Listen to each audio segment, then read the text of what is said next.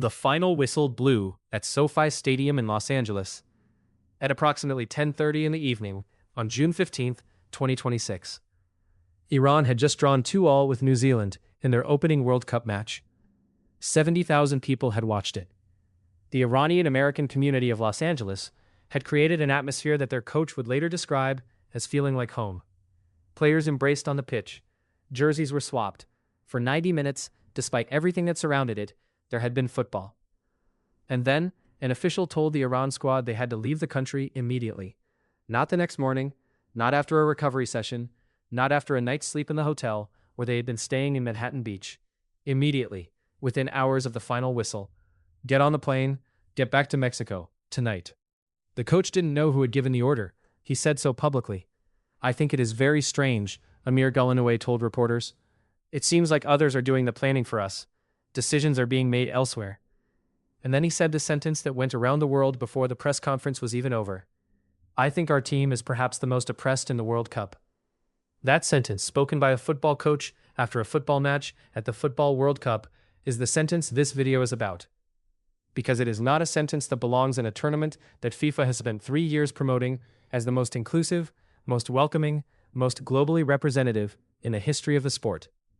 But it was spoken by the coach of Iran in the mixed zone of a World Cup stadium after his players had been ordered out of the country they had just competed in. To understand how football arrived at this moment, you have to go back much further than the New Zealand match. February 28, 2026. The United States and Israel began military operations in Iran. Within days, Iran's supreme leader was killed. The country's sports minister went on state television. He said, "Under no circumstances can we participate in the World Cup." Not a qualified statement, not a maybe, under no circumstances. FIFA's response came quickly. Infantino said it publicly and repeatedly at the FIFA Congress in Vancouver in late April, where he opened his remarks by addressing Iran first. I am confirming straight away that of course Iran will be participating. He said it like a man who had been fighting that battle for 2 months and was tired of fighting it. What followed was one of the most complicated negotiations in the history of tournament participation. The Iranian Football Federation produced a 10-point ultimatum, guaranteed visas for every player and member of staff, their anthem played correctly, their flag respected, their delegation protected at airports, hotels, and on roads between venues. They asked FIFA to move their matches from the United States to Mexico. FIFA said no. The matches would stay. But what nobody fully prepared for was what staying would actually require. Iran's original base camp had been planned for Tucson, Arizona. Months of preparation had gone into that arrangement. Then, weeks before the tournament began, the United States government made a decision that changed everything. The Iranian squad would not be permitted to stay overnight on American territory. Not in Tucson, not anywhere. FIFA brokered an alternative with Mexican President Claudia Sheinbaum's government. Iran would establish their base camp in Tijuana, directly across the border from San Diego. They would train in Mexico. They would travel into the United States for their matches, and they would return to Mexico after each one. Think about what that means in practice. Every other team at the 2026 World Cup arrived in their host city, settled into their base camp, trained on familiar ground, and walked to their matches with their preparation complete. Iran crossed an international border before and after every single fixture. Tijuana to Los Angeles, match. Back to Tijuana. Tijuana to Seattle, match. Back to Tijuana. 3 group stage matches, 6 cross-border journeys, each one involving security checks, visa processing, travel time, and the physical toll of movement that every other team at the tournament was spared entirely. And it was worse than the travel alone. Iran had asked repeatedly to arrive in host cities 48 hours before their matches, the standard preparation window that coaches plan around. 2 days to train near the match venue, to familiarize players with the environment, to allow the body to adjust to the specific conditions of the city where the game would be played. The request was rejected, twice, before the New Zealand match and again before the Belgium fixture. The restriction imposed by United States authorities was precise and unmovable. Iran could enter the country no earlier than 24 hours before kickoff. They had to leave on the same day the match concluded. Not the next morning. The same day. That 24-hour window is the document at the center of everything that followed. 47 nations at this World Cup operated without it. 1 nation had it applied to every match. And the consequences were visible before the New Zealand match was even over. Gullinaway said multiple players developed cramps during the game. not in extreme heat. The conditions in Los Angeles that evening were mild. Professional footballers at the World Cup developing cramps in mild conditions is not normal. It is what happens when preparation has been compromised, when training sessions have been shortened, when the body has been disrupted by travel on days that should have been reserved for rest and recovery. The coach was direct. Before the game, I noted that we hadn't had time to adjust because of the travel. He was not looking for excuses. He was describing causation. Captain Mehdi Taremi used a single word in the mix zone that traveled to every football broadcast on Earth within the hour. Disaster. And then Taremi revealed something that placed FIFA directly at the center of the story. Infantino had come to their dressing room after the match. He had praised the players, told them they were writing history. He had promised to help. Taremi said he believed him. Then Taremi said something that cut through every promise Infantino had made. For sure he wants to try to help us, but it is about other things too. Everyone knows it. Everyone knows it. The other things Taremi was referring to were not football things. They were geopolitical things. Things that exist between two governments in active military conflict. Things that FIFA, the organization that promised Iran everything would be fine, had no power to resolve and had never fully acknowledged it had no power to resolve. Because here is the central contradiction of Iran's 2026 World Cup. FIFA promised Iran would participate on equal terms. Equal. The same conditions as every other team. The World Cup belongs to everyone. And then the tournament began. And the conditions were specifically, measurably, documentably unequal, in a way that directly affected competitive performance.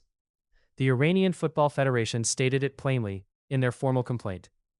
These restrictions are inconsistent with the principles of providing equal conditions for participating teams and may affect their technical preparation. The United States responded through the White House World Cup Task Force. Andrew Giuliani told ABC News that the United States had been more than fair. He pointed to visas being secured for all 31 players and all coaches as proof of competitive balance. Visas for players issued on terms that required them to enter the country 24 hours before kickoff and leave the same day. That is the defense. And that sentence, offered as proof of fairness, is itself a description of the problem. Competitive balance is not achieved by ensuring players can physically enter the stadium. It is achieved by ensuring every team has the same ability to prepare. Iran's players were inside the stadium. Their federation president was not. Several support staff members were not. Members of the technical team who assist with substitutions were not. Galinoe said it directly. We had parts of our coaching team that help with substitutions, and we didn't have that. Many in the technical area had to deal with that absence. A World Cup team managing substitutions without their full coaching staff. Because visas were denied. Now here is the part of this story that FIFA cannot escape simply by citing the processes it does not control. FIFA chose the United States as a host. FIFA knew, when it made that choice, that the United States had diplomatic tensions with Iran that created specific risks for Iranian participation. FIFA knew the immigration frameworks of the host country could affect teams from specific nations. FIFA set the schedule, confirmed Iran's group stage matches in Los Angeles and Seattle, and then told Iran that the conditions of their participation were beyond FIFA's control. The decision that created the conditions was FIFA's. The conditions themselves are not. That gap between the decision FIFA made and the consequences FIFA will not own is the institutional story of Iran's 2026 World Cup in one sentence. FIFA is not involved in host country immigration processes. That phrase appeared in FIFA's communications around Iran, the way it appeared around every access barrier at this tournament. The referee turned away at Miami Airport. The fans from 75 countries facing halted visa processing. The Iranian squad ordered out of Los Angeles the same night they played. FIFA is not involved. The governing body confirms the problem, affirms commitment to the values the problem violates, and explains the resolution is beyond its authority. But FIFA chose the host. And choosing a host means owning what that host produces. The formal complaint was lodged on June 20th. The statement named the 24-hour restriction. It documented the twice-rejected requests. It noted the absent federation officials and support staff. And it made the argument that the accumulated effect produced a competitive disadvantage that no other team at the tournament faced. FIFA had not publicly confirmed receipt or outlined a timeline for response as of the time this video was produced. What had been confirmed was this. Iran played Belgium at SoFi Stadium on June 21st. They arrived within the 24-hour window. They left the same day. The 2-day preparation their coaching staff had planned for was denied again. The formal complaint had been filed. The conditions had not changed. Whether the third group match against Egypt in Seattle will be different is the question the football world is waiting to see answered. Because the stakes are not small. A competitive disadvantage is not theoretical when it produces cramps in mild conditions. It is not hypothetical when a coach cannot explain why his players are being sent home before the training plan can be implemented.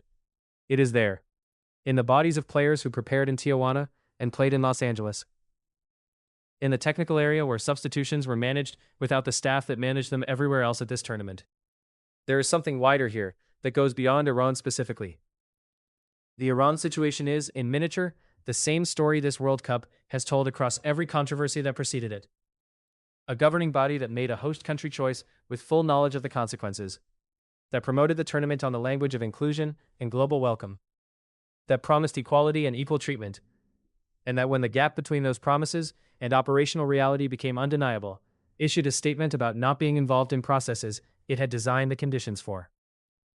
FIFA chose to host the World Cup in a country that was in active military conflict with one of the qualified teams. FIFA promised that team it would participate on equal terms. And the equal terms were the conditions the host country permitted. That is not a footnote to this tournament. That is the tournament.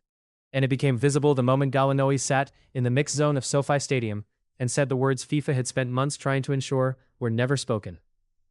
Our team is perhaps the most oppressed in the World Cup. He said it not as a political statement.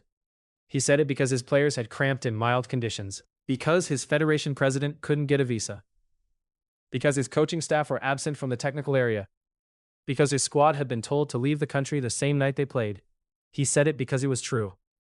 And Infantino, who had been in the stands watching, who had visited the dressing room and told the players they were writing history, had no answer that changed any of what Gallinari was describing. Just the promise that he would try to help. And an early flight back to Mexico for 30 players who had just finished competing at the World Cup and weren't allowed to sleep in the city where they had played. What do you think? Does the 24-hour restriction constitute a genuine competitive disadvantage that FIFA had an obligation to prevent? And when FIFA says it is not involved in host country immigration processes, does that answer satisfy you, given that FIFA chose the host country? Leave it in the comments. These are the conversations this channel exists for.